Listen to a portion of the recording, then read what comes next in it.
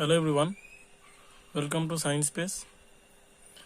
আমরা ডাব্লিউবিবিএসসি বোর্ডের ক্লাস 10-এর গ্যাসের আচরণ চ্যাপ্টারটা পড়ছিলাম। সেখানে ফিফথ 5টা পার্ট আমি আপলোড করেছি। তোমরা আগের পার্টগুলি না দেখলে অবশ্যই দেখবে চ্যাপ্টারটা গোটাটা বোঝার জন্য। এই ভিডিওটা দেখার আগে আগের 5টা পার্ট অবশ্যই দেখবে, আমার চ্যানেলের প্লেলিস্টে দেওয়া আছে। তো আগের পার্টে আমরা পড়েছিলাম আদর্শ গ্যাস সমীকরণ PV = nRT। ওখান থেকে আর এর মান, একক এবং মাত্রা বের করেছিলাম আমরা, এবং সেখান থেকে চাপ ও ঘনত্বের সম্পর্ক, আর ওখান থেকে মোলার ভর বা আণবিক ভর এবং গ্যাসের ওজন বের করার সূত্রগুলো আমরা বের করেছিলাম। তো আজ সেখান থেকেই PV = nRT রিলেটেড কতগুলো অঙ্ক করাবো। দেখো, প্রথম অঙ্কটা বলছে 1 বায়ুমণ্ডলীয় চাপে 17 ডিগ্রি উষ্ণতায় 3.7 গ্রাম H2 গ্যাসের আয়তন 2.19 লিটার। গ্যাসটির আণবিক ভর কত? তো আমরা জানি PV = nRT। আমরা জানি PV = nRT। এবার আগের দিন বলেছি যে n সমান হচ্ছে মোল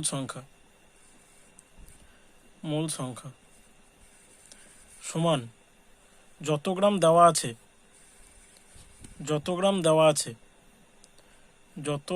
আছে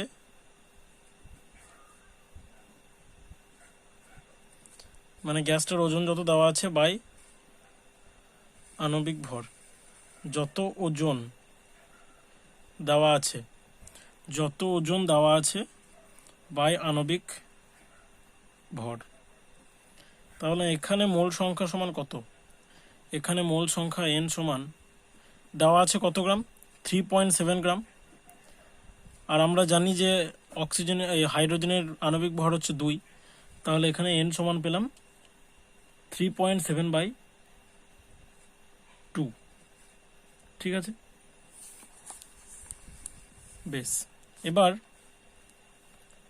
দেখো, এবার আমাদেরকে এখানে তাহলে PV = nRT সমীকরণটাতে আমরা বসিয়ে ফেলি। এটা PV = nRT আমাকে বের করতে বলেছে। আমাকে এটা বের করতে হবে। হ্যাঁ, মোলার ভরটা, আণবিক ভরটা আমাকে এখানে বের করে দেখাতে হবে। তাহলে এখানে 2 লিখবো না, এখানে m লিখবো আমরা। ঠিক আছে, এখানে আমরা m লিখবো, এটাই তো বের করতে হবে আমাকে, mটা। বেশ, তাহলে PV = n এর জায়গাতে আমরা কি লিখবো? 3.7/m ইন্টু আর এর স্থানে আমরা লিখবো 0.082। টি এর 17 ডিগ্রি সেন্টিগ্রেড মানে 273 + 17। আর পি এর এখানে এটাকে ATM এ বসাতে হবে। 1 বায়ুমণ্ডলীয় চাপে বলেছে, তাহলে এখানে 1 ATM বসিয়ে দিলাম। আর এটা লিটারে বলেছে, ভিটা লিটারেই দেওয়া আছে 2.19 সমান 3.7/m ইন্টু 0.082 ইন্টু এটা কত? 290। তাহলে এখান থেকে আমরা m সমান কি পাবো? 3.7 ইন্টু 0.082 ইন্টু 290/2.19। এটা তোমরা ক্যালকুলেশন করে দেখলে বেরোবে এটা 40.18 গ্রাম। 40.18 গ্রাম। ঠিক আছে, বেশ। এবার দেখো, তারপরে নেক্সট অঙ্কটা দেখো, বলছে 57 সেমি পারস্তম্ভের চাপে 27 ডিগ্রি উষ্ণতায় 2.2 গ্রাম কার্বন ডাইঅক্সাইড গ্যাসের আয়তন নির্ণয় করো। তাহলে এখানে আমাদেরকে ভিটা বের করতে বলেছে। তাহলে আমরা আবার লিখব PV = nRT। এখানে P সমান কত? 57 সেমি। কিন্তু এখানে আমাকে পিটা ATM এ বসাতে হবে। তাহলে 76 সেমি সমান হচ্ছে 1 ATM। তাহলে 1 সেমি সমান কত ATM? 1/76। তাহলে 56 সেমি সমান কত ATM? 56/76 ATM। তাহলে P এর মানটা পেলাম 56/76। V এর মানটা বের করতে হবে আমাকে। n সমান হচ্ছে যত দেওয়া আছে, কত দেওয়া আছে? 2.2। বাই CO2 কার্বন ডাইঅক্সাইডের আণবিক ভর এখানে বের করে নাও। কার্বন ডাইঅক্সাইডের CO2 সমান হচ্ছে হাইড্রোজেন কার্বন হচ্ছে 12 আর একটা অক্সিজেনের 16, তাহলে দুটো অক্সিজেনের 32, তার মানে 44, তাহলে আণবিক ভর 44। তাহলে এনের এখানে বসাবো 2.2/44, এটা 10টা যদি দশমিকটা তুলে দিলে এখানে 2, তাহলে 1/20, 1/20 পেলাম হচ্ছে এন সমান পেলাম 1/20। ঠিক আছে, এবার আমাদেরকে উষ্ণতা টি সমান 27, তাহলে 273 প্লাস 27 সমান 300 কেলভিন, তাহলে আমাকে বের করতে হবে ভি। তাহলে ভি সমান কি nRT/P, এনের জায়গাতে 1/20 বসালাম আর এর জায়গাতে 0.082 ইন্টু টি এর জায়গাতে 300 বাই পি এর জায়গাতে 56/76। এটা ক্যালকুলেশন করলে তোমাদের বেরোবে 1.64 লিটার, 1.64 লিটার। ঠিক আছে, ক্যালকুলেশনটা করে দেখাচ্ছি না আমি, ক্যালকুলেশন তোমরা নিজেই পারবে। 20টা এখানে চলে আসবে নিচে আর 76টা উপরে চলে যাবে, কাটাকাটি করলে পেয়ে যাবে তোমরা 1.64। তারপর দেখো বলছে 4 ATM চাপে ও 300 কেলভিন উষ্ণতায়, 4 ATM চাপে 300 কেলভিন উষ্ণতায় 8 গ্রাম H2 গ্যাসের আয়তন কত হবে? 8 গ্রাম H2 গ্যাসের আয়তন কত হবে? তো এখানে আমাকে আয়তনটা বের করতে হবে, আবার ভিটা বের করতে হবে। তাহলে আমি আবার এখানে কি লিখব? পিভি সমান এনআরটি। তাহলে পিভি সমান এনআরটি, এখানে পি সমান 4 ATM, টি সমান 300 কেলভিন, আর আর সমান হচ্ছে 0.082, আর এন সমান হচ্ছে কত দেওয়া আছে? 8 গ্রাম দেওয়া আছে, আর কত? হাইড্রোজেনের আণবিক ভর হচ্ছে 2, তাহলে 4 মোল, এন সমান 4 মোল। তাহলে আমরা বের করে ফেলি ভিটা, তাহলে ভি সমান হচ্ছে nRT/P। তাহলে এন এর এখানে বসবে 4, আর এর এখানে 0.082 ইন্টু টি এর জায়গাতে 300 আর পি এর এখানে কত? 4, এই 4 ক্যান্সেল হয়ে গেল, এইটা দশমিকটা তুললে এখানে 1000, দুটো কেটে গেল, তাহলে 82 ইন্টু 3/10, 3 2 6, 3 8 24, 24/10, 246/10, তার মানে 24.6 লিটার। তাহলে আমরা কি পেলাম? গ্যাসটির আয়তন হবে, গ্যাসটির আয়তন কত পেলাম?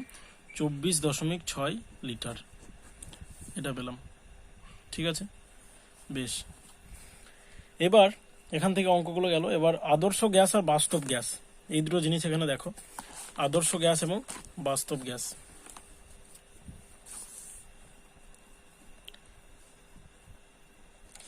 আদর্শ গ্যাস,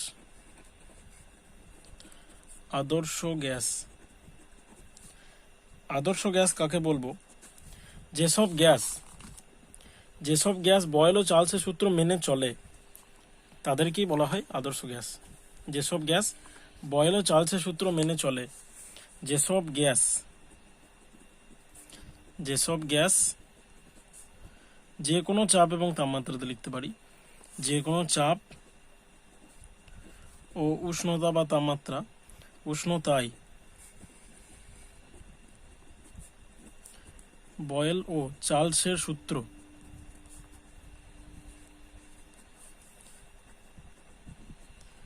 মেনে চলে তাদের আদর্শ গ্যাস বলে। কিন্তু বাস্তবে কোনো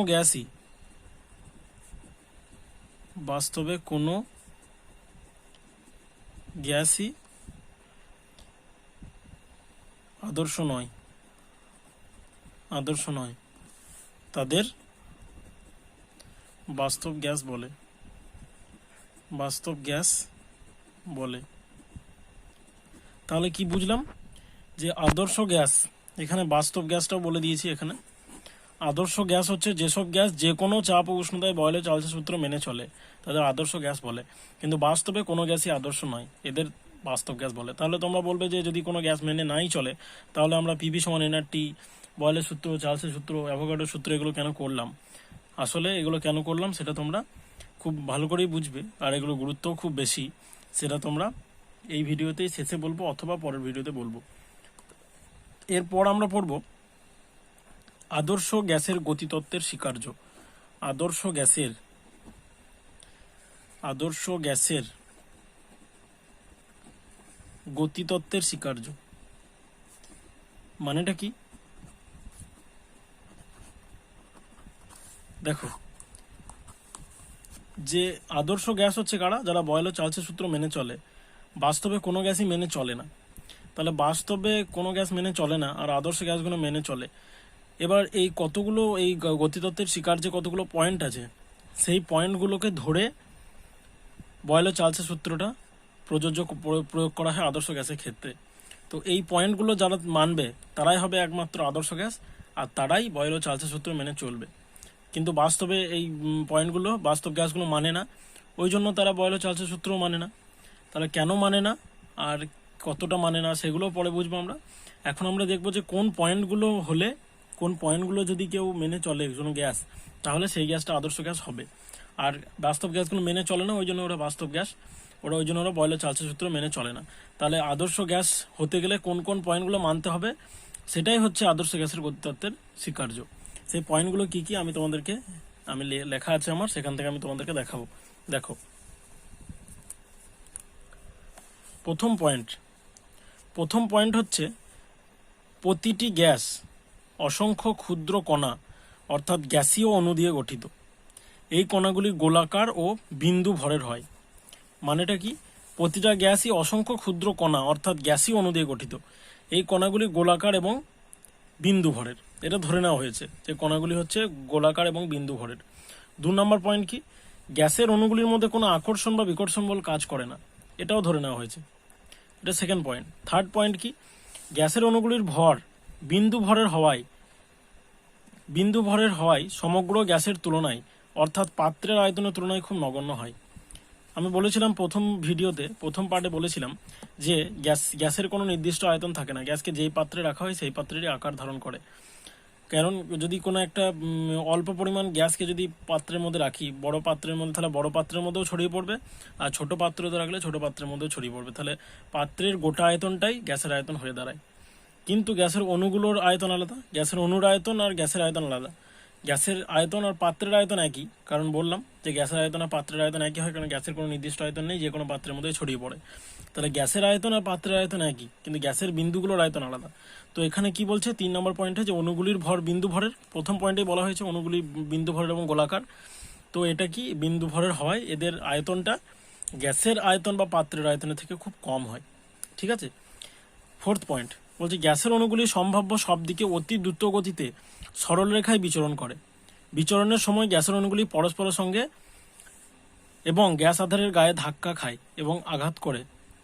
এটা তোমরা প্রথমেই পড়েছো যে গ্যাসের অণুগুলো সব দিকে অতি দ্রুত সরলরেখা বরাবর বিচরণ করে, বিচরণের সময় পরস্পরের সঙ্গে এবং গ্যাস আধারের গায়ে ধাক্কা খায় বা আঘাত করে। এবার এখানে দেখো, প্রতি দুটি আঘাত বা ধাক্কার মধ্যবর্তী দূরত্বকে মুক্তপথ বলে।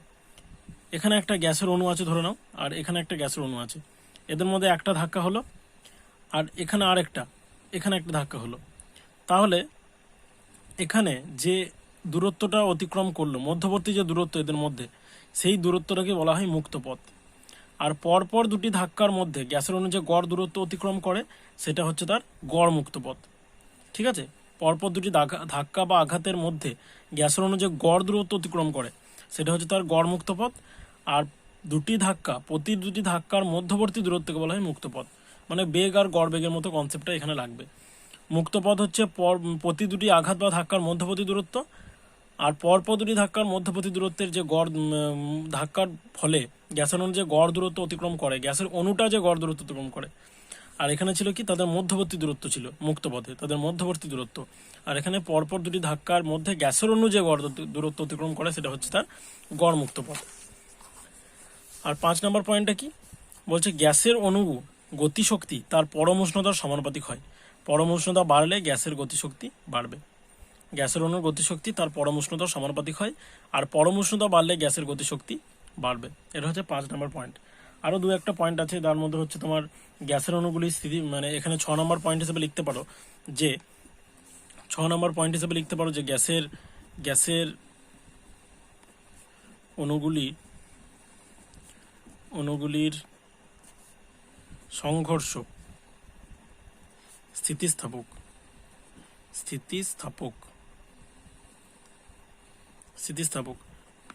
ইলাস্টিক। স্থিতিস্থাপক মানে অস্থিতিস্থাপক নয়, মানে যেখানে ধাক্কা খাবে সেখানে ফিরে আবার সেই জায়গাতে ঘুরিয়ে ফিরে আসবে। এটা হচ্ছে 6 নম্বর পয়েন্ট বলতে পারো। আর গ্যাসের দেওয়ালের সঙ্গেও ধাক্কাটা হচ্ছে স্থিতিস্থাপক। ঠিক আছে, এর জন্য গতিশক্তির হ্রাস হয় না। এটা একটা পয়েন্ট। এই 6টা পয়েন্ট তোমাদেরকে মনে রাখতে হবে।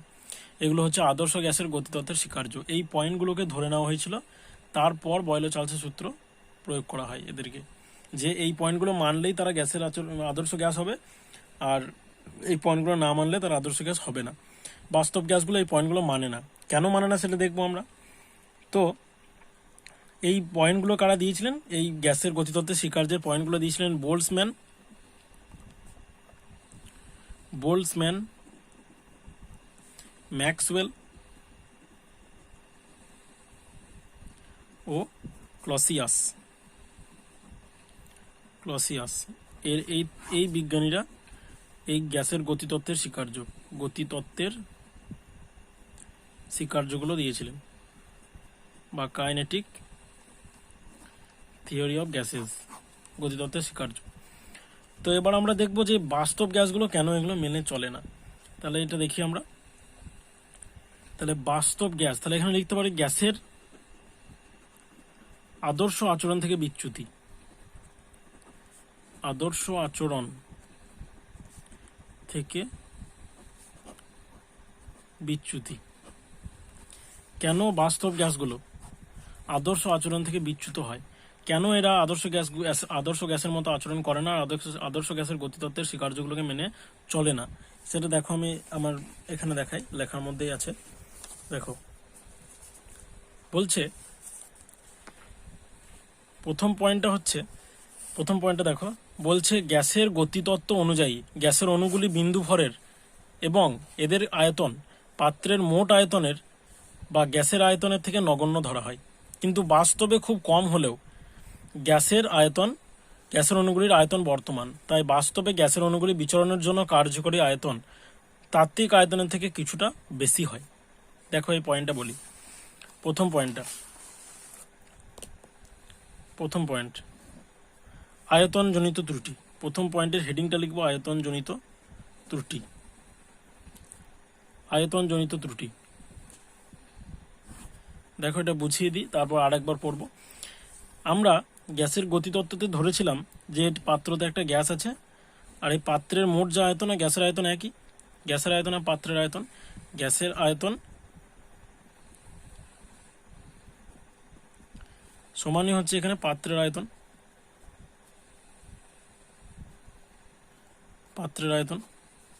ঠিক আছে, বেশ। এবার এখানে দেখো, তোমার এখানে আমরা ধরেছিলাম যে গ্যাসের অণুগুলো, এখানে ধরো অণুগুলো ছড়িয়ে আছে, অণুগুলো বিন্দু ভর এবং তাদের মোট আয়তন, এদেরকে যদি এখানে জড়ো করি একসঙ্গে, এই গ্যাসের অণুগুলোকে এখানে জড়ো করলাম এখানে একসঙ্গে, তাহলে গ্যাসের অণুগুলো যে মোট আয়তন হবে সেটা খুবই কম। ওই জন্য আমরা গ্যাসের কার্যকরী আয়তন, মানে পাত্রের মোট আয়তন ধরার সময়, গ্যাসের আয়তন বের করার সময় বা পাত্রের আয়তন বের করার সময় এই আয়তনটাকে আমরা ছেড়ে দিয়েছিলাম, নগণ্য বলে শূন্য ধরেছিলাম। এই আয়তনটা শূন্য ধরেছিলাম, শূন্য। কিন্তু বাস্তবে যখন চাপটা অনেক বেশি দিচ্ছি, যখন আরো চাপ দিচ্ছি, যখন অধিক চাপ দিলে গ্যাসের আয়তনটা কি হবে? গ্যাসের আয়তনটা কমবে। গ্যাসের আয়তনটা যদি কমে, তাহলে ধরে নাও প্রথমে আমরা গ্যাসের আয়তন ছিল 1000, আর গ্যাসের অণুগুলোর মোট আয়তন ছিল 1। তাহলে 1000-এর তুলনায় 1 হচ্ছে খুব ছোট, ওই জন্য আমরা এটাকে নগণ্য ধরেছিলাম, গ্যাসের অণুগুলোর ভর। কিন্তু যখন আমি অধিক চাপ দিলাম, তখন 1000টা হয়ে গেল তোমার 100, আর এটা 1 থাকলো। তাহলে 100-র রেসপেক্টে একটা কিন্তু নগণ্য ধরা যায় না। তখন আমাকে গ্যাসের অণুগুলোর আয়তনও ধরতে হবে। গ্যাসের অণুগুলোর আয়তনও ধরতে হবে। তাহলে এই যে গ্যাসের গতিতত্ত্বের স্বীকার্যটা একমাত্র কখন প্রযোজ্য, যখন উষ্ণতা কম ও চাপ বেশি, চাপ কম ও উষ্ণতা বেশি প্রযোজ্য, তখন এগুলো প্রযোজ্য হবে। কোন সূত্রটা, যে গ্যাসের অণুগুলো বিন্দু ভরের হলে তার আয়তনকে নগণ্য ধরা যায় বা শূন্য ধরা যায়, কিন্তু যখন চাপটা অনেক বেশি হচ্ছে তখন আয়তনটা অনেক কমে যাচ্ছে, গ্যাসের আয়তনটা অনেক কমে গেলে তখন এই গ্যাসের অণুগুলোর মোট আয়তনকে শূন্য ধরা যাবে না, নগণ্য ধরা যাবে না, তখন এদেরকেও যোগ করতে হবে। তাহলে আমি এখানে মোট আয়তন কত বলবো, 100 + 1 সমান বলবো 101, আর এখানে শুধু 1000। তাহলে প্রথমে আমরা দেখলাম যে প্রথমে আমরা কি করেছিলাম, যে গ্যাসের পাত্রের আয়তন, গ্যাসের পাত্র ছিল এটা, এই গ্যাসের পাত্রের আয়তনের সময় ধরার সময় গ্যাসের অণুগুলোর মোট আয়তন, এইটা ধরে নাও গ্যাসের অণুগুলোর মোট আয়তন, এই আয়তনটাকে শূন্য ধরেছিলাম, এই আয়তনটাকে কি ধরেছিলাম, শূন্য ধরেছিলাম। তাহলে ধরে নাও যে প্রথমে গ্যাসের আয়তন ছিল 1000, আর এটা ছিল 1, দিয়ে এটাকে আমরা শূন্য ধরেছিলাম, দিয়ে টোটাল আয়তন আমরা বললাম 1000, যে গ্যাসের আয়তন 1000, ঠিক আছে। কিন্তু যখন চাপটা বাড়ালাম তখন দেখছি যে গ্যাসের আয়তনটা হয়ে গিয়েছে 100, আর এই আয়তনটা তখন একই আছে। তাহলে এখন আমরা ইগনোর করতে পারবো না, তখন 100 সঙ্গে 1 যোগ করতে হবে, তার মানে 101। 1 যোগ করলাম মানে কি, মানে আমরা গ্যাসের অণুগুলোর আয়তনটাকেও ধরলাম। তাহলে আমরা যদি সূত্র অনুযায়ী করি, যদি আমরা বয়েলের সূত্র, চার্লসের সূত্র এসব মেনে করি, তাহলে আমাদের আয়তনটা আসবে কত, আয়তনটা আমাদের 1000 আসবে, কিন্তু আসার কথা কত, 1001। তাহলে আমাদের আয়তনটা আমাদের কম আসবে না বেশি আসবে, আমাদের কম আসবে। কেন, আমরা এই শূন্যটাকে বাদ দিয়েছিলাম, এই গ্যাসের আয়তনটাকে বাদ দিয়েছিলাম, গ্যাসের অণুগুলো মোট আয়তন। ওই জন্য এখানে কার্যকরী আয়তন, কার্যকরী মানে মূল আয়তন, মানে পরীক্ষালব্ধ, কার্যকারী বা পরীক্ষালব্ধ আয়তন কি হবে, বেশি হবে। কার থেকে, তাত্ত্বিকের থেকে, তাত্ত্বিক আয়তনের থেকে বেশি হবে। তাত্ত্বিক মানে কি, মানে সূত্রের মাধ্যমে যেটা পাচ্ছি, সূত্রের মাধ্যমে আমরা গ্যাসের অণুগুলোর মোট আয়তনটাকে নগণ্য ধরেছি, তাহলে কম পাবো ওখানে। আর আসলে কার্যকরী বা পরীক্ষালব্ধ আয়তনটা কি, বেশি, মানে বাস্তব গ্যাসের ক্ষেত্রে আয়তনটা বেশি। ওই জন্য এখানে আমরা কার্যকরী আয়তনটাতে আমরা এটাকে শূন্য ধরতে পারছি না, এটাও যোগ করতে হচ্ছে আমাদেরকে, তার মানে কার্যকরী আয়তনটা বেশি হচ্ছে আর তাত্ত্বিক আয়তনটা কম হচ্ছে। কেন, কারণ আমরা গতিতত্ত্বতে ধরে নিয়েছি যে গ্যাসের অণুগুলোর মোট আয়তন 0, ওই জন্য গ্যাসের অণুগুলোর আয়তনটাকে বাদ দিয়েছিলাম, ওই জন্য আমরা তাত্ত্বিক আয়তন কম পেয়েছিলাম, কিন্তু আসলে ওটা 0 নয়, কিছুটা পরিমাণ আয়তন আছে, তাই কার্যকরী বা পরীক্ষালব্ধ আয়তনটা বেশি। বেশ, তাহলে পয়েন্টটা আরেকবার পড়লে বুঝতে পারবে তোমরা, যে গ্যাসের গতিতত্ত্ব অনুযায়ী গ্যাসের অণুগুলির বিন্দু ভরের এবং এদের আয়তন এদের পাত্রের মোট আয়তন বা গ্যাসের আয়তনের থেকে নগণ্য ধরা হয়, কিন্তু বাস্তবে খুব কম হলেও গ্যাসের অণুগুলির আয়তন বর্তমান, তাই বাস্তবে গ্যাসের অণুগুলি বিচরণের জন্য কার্যকরী আয়তন তাত্ত্বিক আয়তনের থেকে কিছুটা বেশি হয়। ঠিক আছে, সেকেন্ড পয়েন্টে দেখো, সেকেন্ড পয়েন্টে হচ্ছে চাপজনিত ত্রুটি। দেখো, আমরা যখন আদর্শ গতিতত্ত্বের স্বীকার্য পড়লাম তখন আমরা বললাম যে গ্যাসের অণুগুলোর মধ্যে, এটা ধরুন গ্যাসের অণু, এই গ্যাসের অণু আর এই গ্যাসের অণুর মধ্যে কোনো আকর্ষণ বা বিকর্ষণ বল নেই। তাহলে আকর্ষণ বা বিকর্ষণ বল না থাকলে এখানে দেওয়ালে ভালোই চাপ দেবে, আকর্ষণ বা বিকর্ষণ বল নেই। কিন্তু যখন চাপটা অনেক বেশি, কিন্তু বাস্তবে যখন চাপটা আমরা বাড়াচ্ছি, চাপ যখন বাড়াচ্ছি তখন কি হচ্ছে, তখন এদের মধ্যে আকর্ষণ বল থাকছে, আকর্ষণ বা বিকর্ষণ বল থাকছে। তাহলে আকর্ষণ বা বিকর্ষণ বল থাকলে এখানে পাত্রের দেওয়ালে চাপ কম দেবে আগের থেকে। মানে কি, আমরা এখানে ধরেছিলাম যে গ্যাসের চাপ, এখানে গ্যাসের অণুটা পাত্রের দেওয়ালে চাপ দিচ্ছিল 1000, আর এদের মধ্যে আকর্ষণ বা বিকর্ষণ বল, আকর্ষণ বলই ধরছি, ছিল 0। কিন্তু আসলে বাস্তবে এটা হচ্ছে আদর্শ অবস্থা, কিন্তু বাস্তবে বাস্তবে দেখলাম যে চাপটা, গ্যাসের চাপটা দেখছি 1900, আর আকর্ষণটা দেখছি 100। তাহলে আকর্ষণের জন্য কিছুটা পরিমাণ চাপ কমে যাচ্ছে, কিন্তু আদর্শতে আমরা ধরে নিয়েছিলাম আকর্ষণ বলটা 0 আর চাপটা 1000। আর এখানে দেখছি যে আসলে বাস্তবে দেখছি যে আকর্ষণ বলটা 100 আর চাপটা 900, তাহলে চাপটা আকর্ষণ বলের জন্য কিছুটা পরিমাণ কম হচ্ছে। তাহলে যদি সূত্র অনুযায়ী করি, মানে আদর্শ তত্ত্ব অনুযায়ী করি, তাহলে আমরা চাপটা পাবো বেশি। আর যদি বাস্তবে দেখি পরীক্ষালব্ধ করে, তাহলে দেখবো যে 900। তাহলে আমরা লিখতে পারি এখানে আদর্শ, বাস্তব বা পরীক্ষালব্ধ চাপ লেস দেন তাত্ত্বিক। এখানে ঠিক উল্টো, এখানে আমরা আগে ওটাকে শূন্যটাকে ইগনোর করেছিলাম, দিয়ে 1000 ধরেছিলাম, কম ধরেছিলাম, দিয়ে আমরা শেষে দেখলাম যে এটা 0 নয়, কিছুটা আছে, দিয়ে কিছুটা আয়তন আছে, গ্যাসের অণুগুলো মোট আয়তন, ওই জন্য দেখলাম যে বেশি হলো তাত্ত্বিক আয়তনটা কি হলো, তাত্ত্বিক আয়তনটা কম হলো। আমরা বেশি ধরে নিয়েছিলাম, আমরা কম ধরে নিয়েছিলাম, আমরা এখানে কম ধরে নিয়েছিলাম, এটাকে ধরিনি আমরা, কিন্তু বাস্তবে দেখলাম যে 0 নয়, ওই জন্য আমাদেরকে ওটাও ধরতে হলো, ওই জন্য পরীক্ষালব্ধ আয়তনটা বেশি হলো আর তাত্ত্বিকটা কম হলো। কিন্তু এখানে কি করেছিলাম, আমরা আকর্ষণ বলটা 0 ধরেছিলাম, তাহলে চাপটা বেশি ছিল, আর বাস্তবে দেখছি যে আকর্ষণ বল নেই, আকর্ষণ বল আছে, তাহলে চাপটা কি হলো, কমে গেল। তাহলে ওখানে বেশি ধরেছিলাম আয়তনটা কম ধরেছিলাম, শূন্যটা আমরা গ্যাসের অণুর মোট আয়তনকে 0 ধরেছিলাম, তার মানে গ্যাসের আয়তনটা আমরা কম ধরেছিলাম, কিন্তু পরীক্ষালব্ধতে দেখছি যে 0 নয়, তার মানে বেশি এসেছিল। কিন্তু এখানে আমরা গ্যাসের চাপটাকে বেশি ধরেছিলাম, আকর্ষণ বল 0 ধরেছিলাম, কিন্তু বাস্তবে দেখলাম যে আকর্ষণ বল 0 নয়, কিছুটা রয়েছে, চাপটা কিছুটা কমে গেল। তাহলে এখানে পরীক্ষালব্ধ চাপটা কমে গেল আকর্ষণ বিকর্ষণ বল আছে বলে তাত্ত্বিকের থেকে, আর এখানে পরীক্ষালব্ধ আয়তনটা বেড়ে গেল কেন, কারণ ওটা আসলে 0 নয় বলে। তাহলে এই দুটোই হলো আদর্শ আচরণ থেকে বিচ্যুতির কারণ। এখানে একবার রিডিংটা পড়ি, দেখো। বলছে গ্যাসের গতিতত্ত্ব অনুযায়ী গ্যাসের অণুগুলির মধ্যে কোনো আকর্ষণ বা বিকর্ষণ বল নেই, ক্রিয়াশীল হয় না, কিন্তু অধিক চাপে যখন গ্যাসের আয়তন খুব কম, তখন অণুগুলি পরস্পরের খুব নিকটবর্তী হওয়ায় এদের মধ্যে আকর্ষণ বল ক্রিয়া করে। তাই আদর্শ অবস্থায় গ্যাসের অণুগুলি যে চাপ প্রয়োগ করে, বাস্তবে সেই চাপের মান কম হবে। ঠিক আছে, বাস্তবে সেই চাপের মান কম হবে, হয়ে গেল। তাহলে এখান থেকে এটা বুঝলাম যে বাস্তব গ্যাসগুলো কেন আদর্শ আচরণ দেখায় না বা আদর্শ গতিতত্ত্বের স্বীকার্যগুলো মেনে চলে না। ঠিক আছে, বেশ। তাহলে তোমরা বলবে যে এবার ওই প্রশ্নটা উত্তর দিই, যে কেন আমরা তাহলে পিভি সমান এনআরটি আর বয়লের সূত্র, চার্লসের সূত্র এগুলো পড়লাম। দেখো, 1 নম্বর পয়েন্ট হচ্ছে যে যখন চাপ খুব কম মানে নিম্ন আর উষ্ণতা বেশি, তখন উষ্ণতা যখন খুব বেশি আর চাপ খুব কম, তখন বাস্তব গ্যাস আদর্শ গ্যাসের মতোই আচরণ করে। বাস্তব গ্যাস সমান হচ্ছে আদর্শ গ্যাস।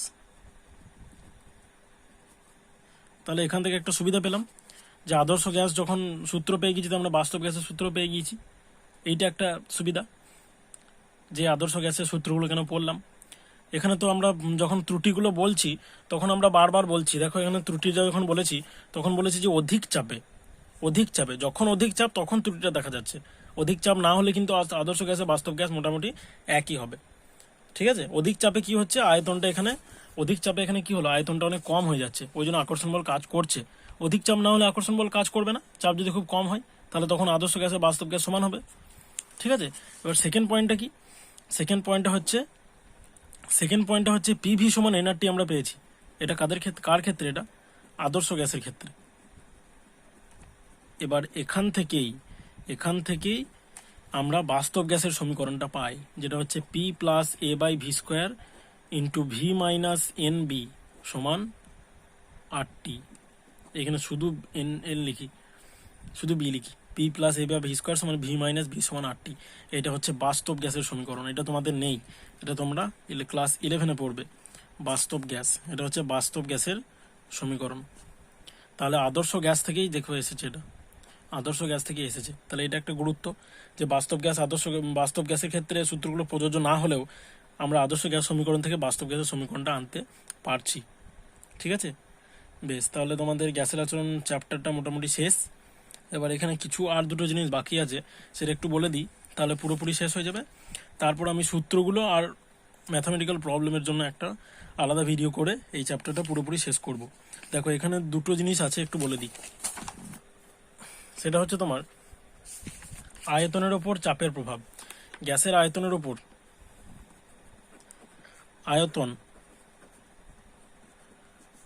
তনের ওপর চাপের প্রভাব। যদি উষ্ণতা স্থির থাকে, উষ্ণতা যদি স্থির থাকে, উষ্ণতা স্থির,